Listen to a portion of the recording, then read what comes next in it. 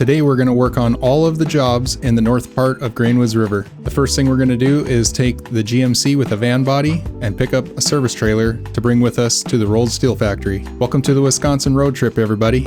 Let's get started. I uninstalled the raised suspension for the GMC because the first thing we're going to do is work on the out of nowhere task, and it's really rough up there. With the van body add-on, the GMC gets pretty top heavy and also pretty tippy. So I thought I'd lower it down to increase the stability. I think it's going to make a big difference. We can leave the garage, we'll cruise up to the north part of the map. We're going to head up to the rolled steel factory and we'll drop off this trailer. Getting over there should be a pretty quick trip now that we have all the bridges built that we completed on the last episode.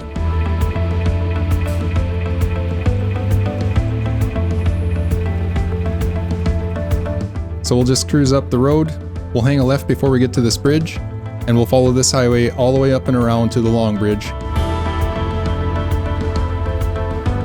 On the last episode, we completed all of the bridges in the Wisconsin region, and we also pulled out the Kolob 74760 for the first time, and got a good taste of how that truck performs pulling an 8-slot trailer through the muddy areas of the map. I think it did pretty well.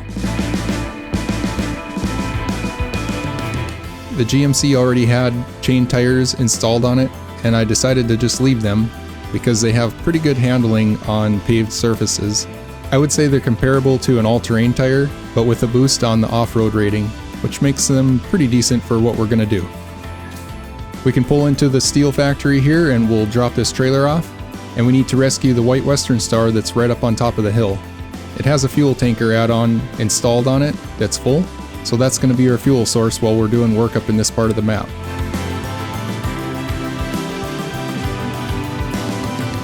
The first stage of the task requires us to repair and refuel the truck, and that's why I brought this van body add-on, because it has a little bit more repair points than we need to get the job done, and that way we don't have to dig into the service trailer, and we can use that for repairing our other trucks later on.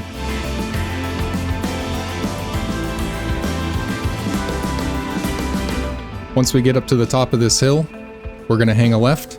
The road up here is pretty rough. It leans back and forth quite a bit. If you come up here with the raised suspension on the GMC, there's a real high likelihood that you'll tip it over. I know I have many times, and thankfully you can still install the tallest tires on the GMC without the raised suspension.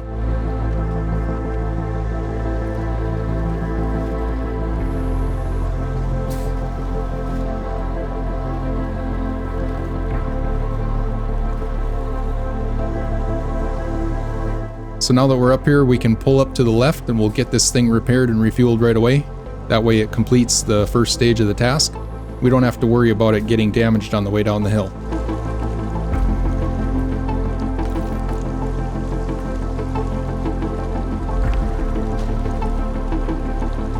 Now that we have the first stage completed, I'm just going to pull up here to the right and try to get up over this hump. There is a big boulder over here, so watch out for that. Then we can get the truck tipped up on its wheels. I'm just trying to be extra careful up here because if we tip the GMC over, we'll have to bring another truck up to rescue it. When you're getting turned around, just watch out for that big boulder that's right on the top of the hill. It can get lodged between the tires or under the frame and get you stuck. Now pulling this Western Star out of here, I kind of try to pull it to the left first, although it's pretty unstable here, so just take it real easy. And then I try to pull it back to the right and get it up on top of this road. I'm just going to pull that truck out backwards because it seems to pull a little bit better through this mud in reverse. I do have it turned on. Now, instead of completing this task, we want to use as much fuel out of it as we need, so I'm just going to take it down to the rolled steel factory and drop it off there for future use. Pulling this truck back out of here might be a little bit slow. It's really heavy. The GMC has enough power to pull it out of here. It's just slow moving because of the mud and the hills. We'll get it out though.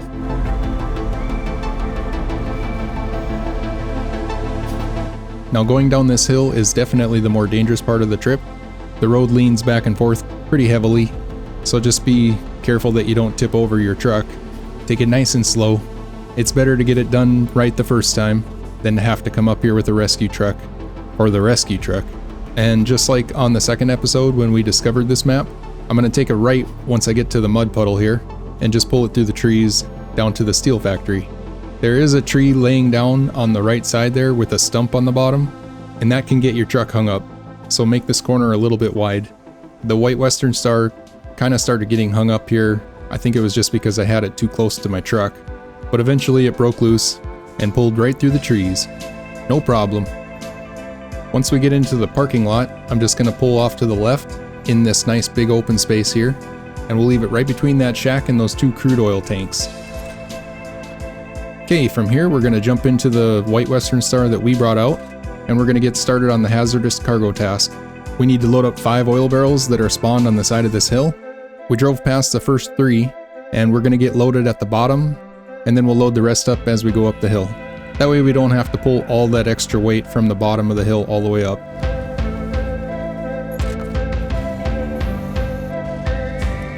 The second oil barrel is up here by the shoreline, so let's just drive ahead and we'll pull out there and get it loaded. Then we can turn around and head back up the hill.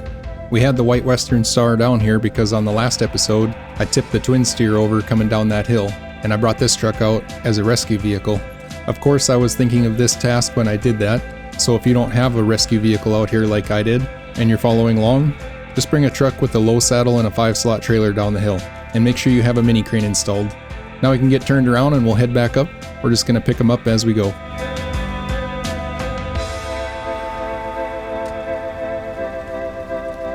Before leaving the garage, I did install all-terrain tires on the white Western Star, and I did that intentionally to allow the wheels to slip a little bit when going uphill, and that should help to increase our performance because, as you know, even in Michigan this truck started to seize up when we were going up some of the inclines with heavy loads on it.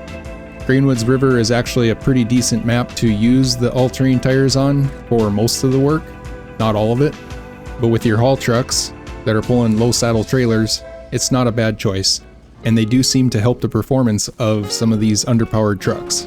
Personally, I think that they offer plenty of grip. As you'll see, I end up driving around quite a bit with the all-wheel drive turned off, and I don't have any issues with it.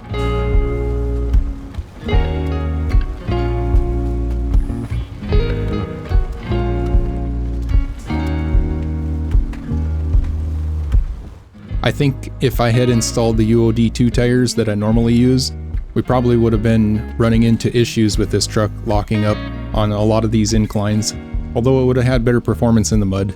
That's just the trade-off with this truck.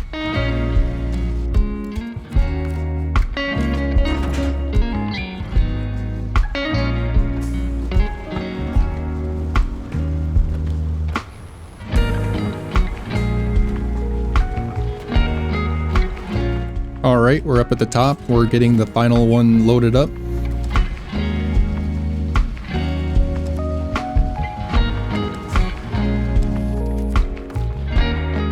Now that we have them all loaded up, we'll just continue down this road. We're going to hang a left at the T, just like we did with the twin steer, and follow that road down to the bottom.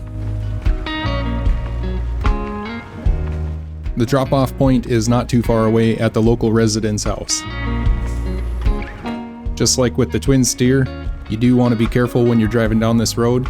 There's a lot of heavy leans on it and some dips. Just make sure you take your corners a little bit wide when you're zigzagging through here so you don't end up tipping your truck over on these side hills. And then before we get to the bottom, we can actually turn off right here and go down this hill. But you're going to want to make sure you stay to the left because on the right side, the hill gets really steep at the bottom and you'll smash your front bumper on the ground and probably take some engine damage. And I managed to get hung up on a rock. It got stuck right under my frame. I think I can pull myself off of here.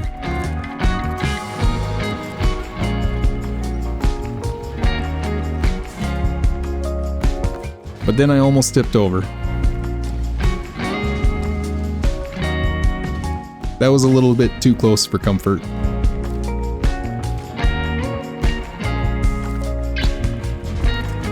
I wasn't really expecting to have issues right off the start. I'm going to try to pull this thing backwards. That should help. Sometimes the best option is to just back up and take a better swing at it. and that seemed to do the trick. Okay, that drop off is just down the road, so we can head up through the trees, and then we'll get it delivered.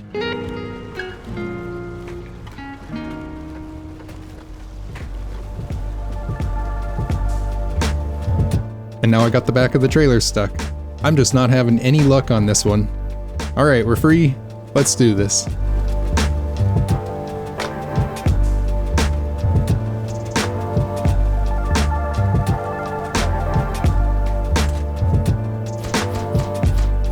Okay, we have Hazardous Cargo complete, and from here we're going to work on Gone with the Wind, which requires us to pick up 5 bricks that are spawned down in the river. Now it is possible to get this task complete with the amount of fuel that we have, but it pushes you really close to the limit. You'll most likely be running out right when you get to the other end. So in order to give us a little bit of buffer, I'm going to bring out a fuel truck and get this thing topped off before we get started. So I decided to grab the Warthog with a fuel tanker add-on, and I brought some repair points too, just in case the truck would need it. I did install the mid-size tires and the active suspension to keep the vehicle a little bit lower. The Warthog gets pretty tippy with that fuel tanker on, and you have the tallest suspension and tires. Okay, we're all topped off. Let's get back up to the road that we just came down. We'll go up the same hill just to cut some time off. And make sure you stay to the right again. If you don't want to go up this hill, you can just follow the road down a little bit further and turn left up the other road. The main reason I don't go that way when I'm pulling a trailer is just because the corner is really sharp. It's more of a Y-shaped intersection, but I guess mostly it's just because I like to have a little extra fun when I'm playing on these maps.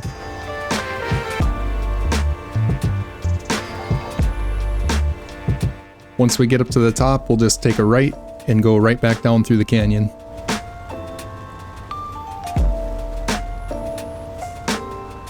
There's 5 bricks that are spawned right around the river, and they're kind of all spread out, so we can stop for a second here and we'll make a mark on them.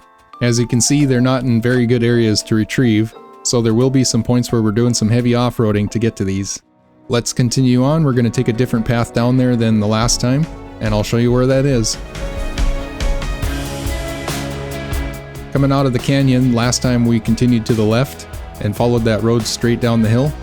This time we're going to take a right and we'll follow this other path. It's actually a pretty good path. There isn't really anything in here that's going to tip you over. I don't think anyway.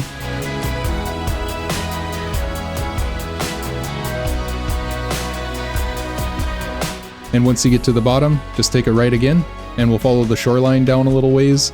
We can cross the river in the same place that we did with the Lodestar when we retrieved that Scout flatbed with the consumables on it. We did that back in episode 2. So as you can see coming out of the tree line here, there's a rocky section up ahead. That'll be a good place for us to cross. And this is where we found that Scout flatbed with the Lodestar. We're going to go right past it and just follow the edge of the water around. The first brick is just up on the corner. And here it is.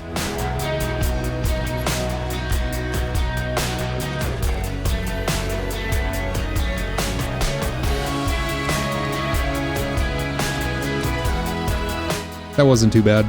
Once we get the first one loaded, we can just continue on. We'll go right around the corner and head back out to the same rock crossing that we came over here on. To get to that second brick, we need to follow the shoreline up north a little bit further, and there will be a path that crosses the river again that'll take us right to it. And once we cross the river, we'll just follow the road to the right.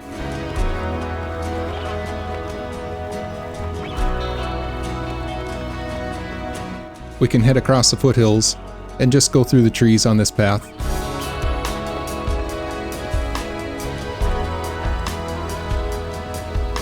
When you're loading up multiple pieces of cargo like this, I do like to make markers on them so that I can keep track of which one I'm heading towards. Having a marker on there shows you the distance to the next one, and it's a little easier to figure out where you're going than just trying to go off of the yellow diamonds by themselves. So that's the main reason I do that. Now this one here, you can drive down closer to it to get it loaded up, but the rocks down there are pretty big, so I try to stay up on the road. The mini crane will reach it from here. And when you're pulling it back, just try to keep the tip of your crane down close to the ground so it doesn't tip your truck over. It's quite a bit more stable than having it up in the air.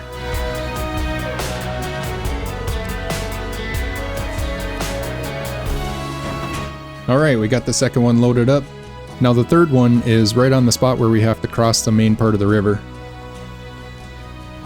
So we can follow this road up a little bit further, and I'll show you where that is.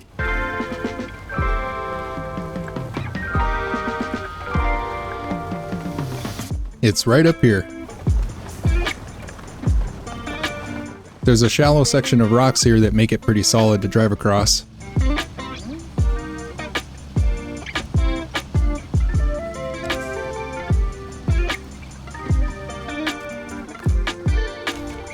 Okay, we got the third one done. Now the fourth one is up over this hill. And then we'll follow the shoreline to the right, and we can find it just up ahead. You will have to cross to the other side of this island, and then zigzag around. This fourth one is kind of a pain in the butt to get. I used to just go off to the right there and load it from the edge of that rock, but you can actually go around to the left and load it from out here in the river. You can see that there's some really big rocks there to the right, under the water. You don't want to drive out on them because there's a pretty good chance you'll get stuck on them getting high centered. So just pull it over to you.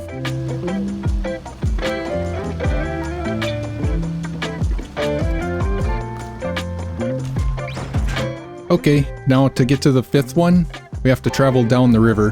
And the current is really strong through here, but that's actually going to be to our advantage, because the ground underneath the water is kind of muddy once we get off these rocks, and the river will help to push your truck downstream. But you want to stay kind of in the middle. If you pan up over the top of your truck, you can see that the middle part is the shallowest. Just let the current push you, and you shouldn't have any problem getting down here. We're almost to it. We can cut back to the shoreline now. Obviously the darker spots in the water are the deeper sections, so just try to avoid them.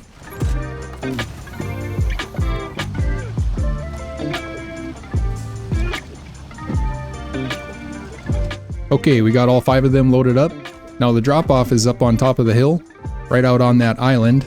And to get up to it, we're going to have to continue downstream, and then we'll cross on the long bridge, up by the rolled steel factory.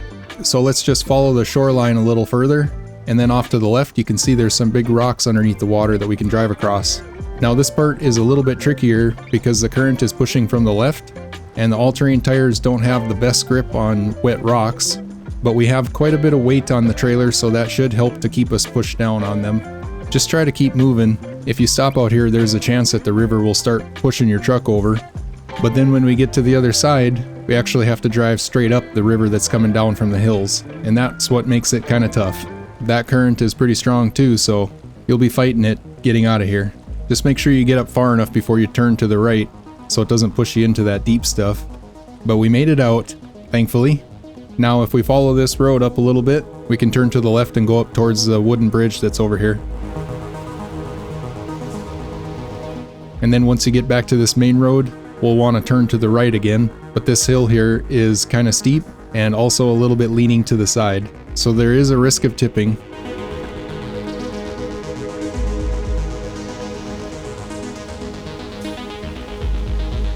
This is about how far I make it when I don't get refueled from the Warthog, and then I gotta drive a truck over to me to get topped off. But we have about half a tank left, so I think it was worth it to bring that fuel truck out. Now we'll just drive across the long bridge, and that drop off is to the right. These first 2 tasks are kind of nice to get done right away, so you don't have to worry about them later on. We'll just follow this road up, and the drop off is just ahead. The house on the plateau.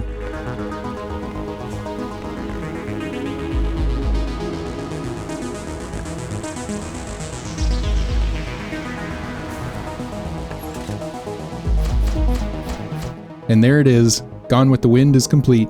Now from here we're going to work on the Don't Push Your Luck task, where we need to load up that large pipe that spawned down in the river. It's right off the wooden bridge that we just came past. So we'll head over to the rolled steel factory and we can get topped off with fuel before doing that. This task will open up a limited warehouse that has 10 metal rolls in it that we can use at the steel factory. So we're just going to head back the same way we just came.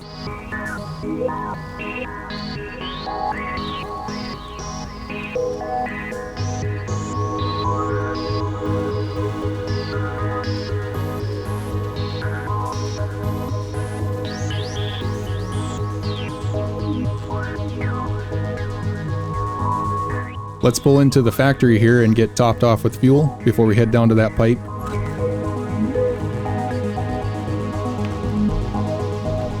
And it's not too far away. We just have to drive back down that road we came up on with all the bricks.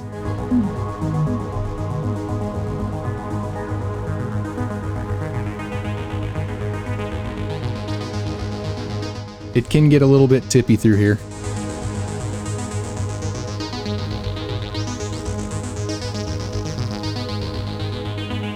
There's that large pipe. It's kind of out there a little ways, but if you pull right up to the edge of the bridge here, on the side of the hill, you should be able to reach it with your mini crane.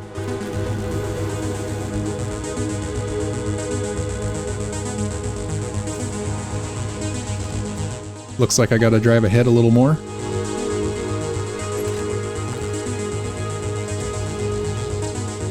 There it is. So yeah, you can see it's right on the edge of what you can reach.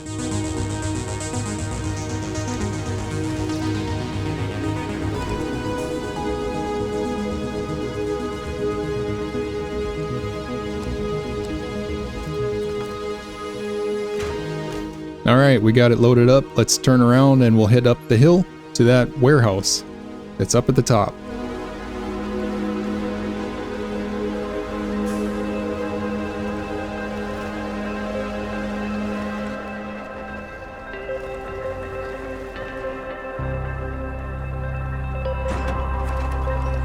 Like I said, it does get a little tippy through here.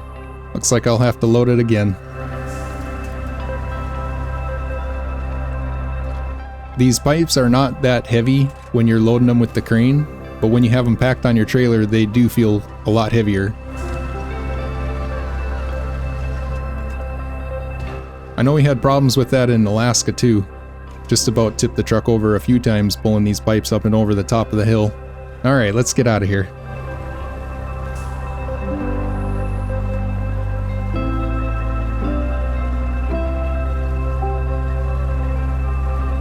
We should have plenty of fuel, so I'm not going to worry about getting topped off. We can just go right across the road, and we've been up this one a few times. We know it's a crappy one. In fact, it's a little bit tore up now because we just went through here with the GMC.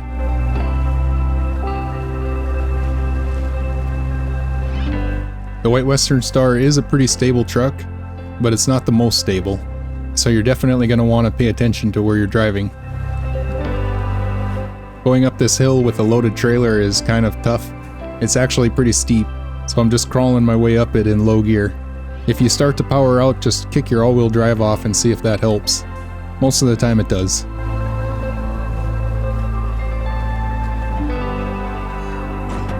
And I did find a problem section here right by the pole, and I just about tipped over again. I'm having some real issues with this pipe, so I'm going to pull up to the right here just to get a little bit more stable. But now I can't get my crane around the power line pole. Let's back up just a little bit. There we go. Should be able to load it from here.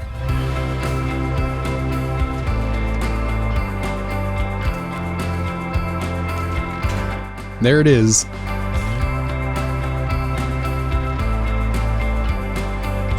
Are you kidding me? Third time is the charm, right? Let's try this again.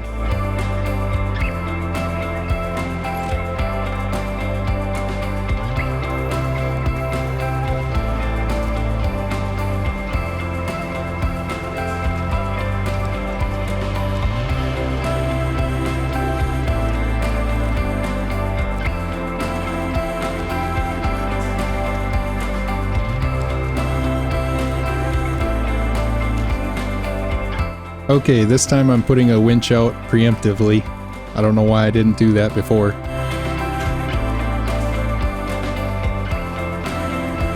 And it still got really tipsy, but we're almost to the end.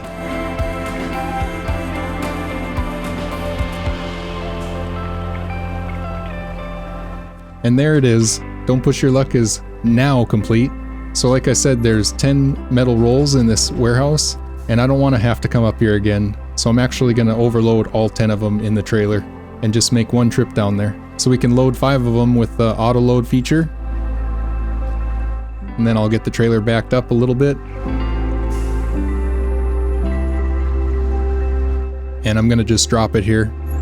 I'll stack 4 more in between the slots of the 5 that are already loaded, and then I'll just put the 5th one up on top of those.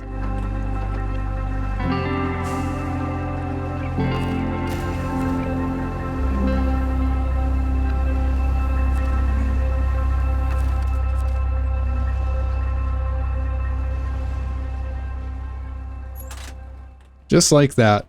I do like to load the rolls in upside down when I'm sticking them in there. It just kind of helps because the crates on the bottom are flat, and this helps to keep them a little more stable. It looks like we have kind of a hazardous load on here, and I guess we do.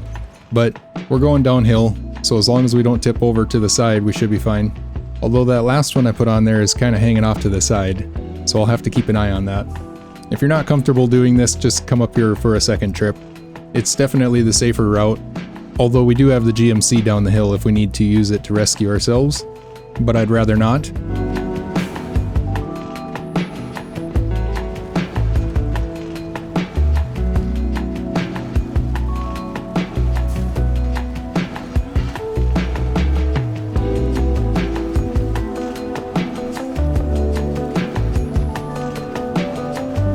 And then when we get to that mud puddle, I'm just going to cut off and go through the trees again. You wouldn't have to go this way. The main reason I'm doing it is just because I can.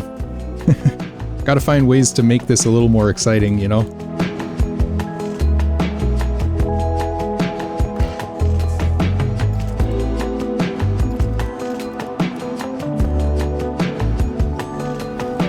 But I did get the trailer stuck on that tree, so I'll just pull the back end around a little bit, and it came loose.